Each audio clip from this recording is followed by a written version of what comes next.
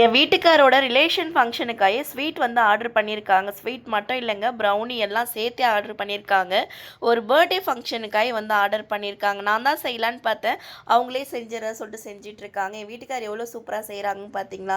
எல்லாமே வந்து ட்ரைனிங் தாங்க. டெய்லியும் நான் செய்கிறத பார்த்து பார்த்து எல்லா ரெசிபியுமே என் வீட்டுக்கார் கற்றுக்கிட்டாங்க. ஆன்லைன் கிளாஸ்லாம் வந்து கேட்டிருந்தீங்க இல்லையா? எல்லாமே நான் எடுக்கலான்ட்டு இருக்கேன். ஆனால் இப்போ எடுக்க போகிறது கிடையாதுங்க. நிறைய பேர் இப்போ வரைக்கும் ஆன்லைன் கிளாஸ் எடுக்கிறீங்க. நிறைய பேர் பேக்கிங் தெரிஞ்சவங்கலாம் வந்து நீங்கள் என்ன கேட்டிருந்தீங்க. நான் இப்போ எடுக்க போகிறதில்ல. நான் எல்லா இடமும் வந்து ரெடி பண்ணிவிட்டு நான் உங்களுக்கு சொல்கிறேன்.